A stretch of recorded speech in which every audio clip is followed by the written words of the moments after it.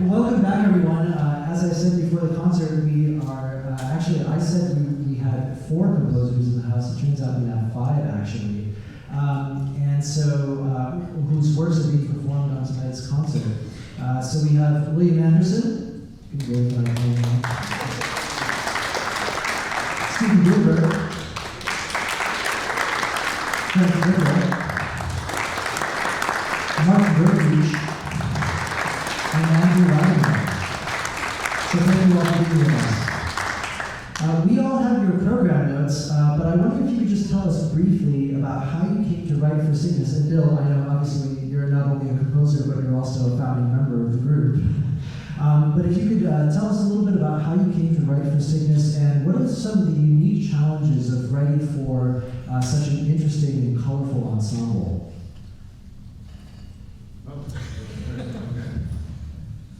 Well, I came to write for Cygnus because first I wrote a piece for Vox and Flux, which is a significant subset of Cygnus with the 2 plucked string players, Bill Anderson and Orrin Fader, and with singer Elizabeth Farnham. And so I wrote a trio, I wrote a set of 3 songs called Dark Waters for them, and then I wrote an earlier version of the 3rd song you heard tonight for Iron Verse, and that was just for the trio. And but then that kind of planted the seed in my mind that so some years later I applied for a sabbatical and proposed that I wanted to do a larger set of these troubadour songs because they're just wonderful translations by Paul Blackburn. And so I took my trio version and expanded it to the full ensemble, and then wrote 2 additional ones, which are the 1st and 2nd songs. So that's sort of the story, the origins of Provenza, which I take the name from Provenza means Provence, and it's the title of this anthology that Paul Blackburn put together of all these poems translated from the Occitan. And a beautiful book that Bill actually suggested to me, and then he even was so kind to send me an earlier publication of the book that's much thinner, but Paul Blackburn actually published it, what was it, Divers Press?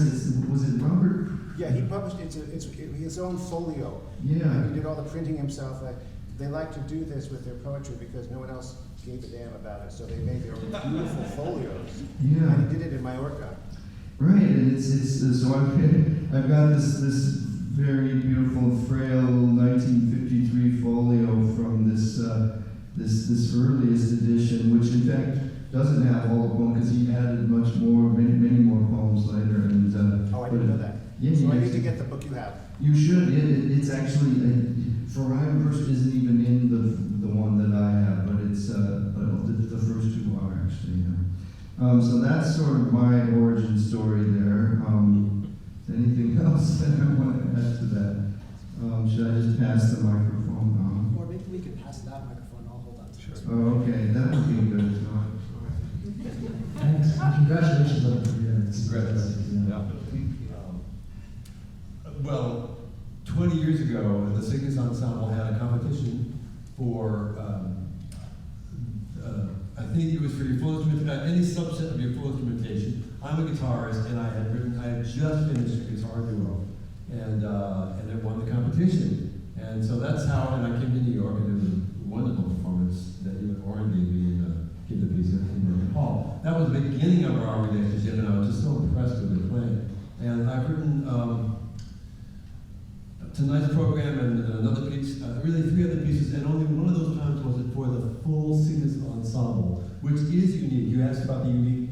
It's one thing to write for a subset, guitar and voice, or I wrote a quartet, 4 of the 6 of you. But when you write for if you're a composer, you write for the full 6 players. It's a wonderful experience on the one hand. They're great musicians. I mean, they are great musicians, and that's a pleasure. The hard part, to be honest, Bill, the instrumentation is so unique, it's difficult to get that piece played elsewhere.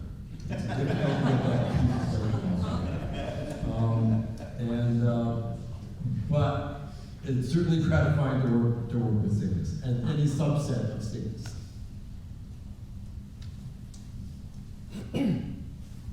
Yeah, well, ditto all that.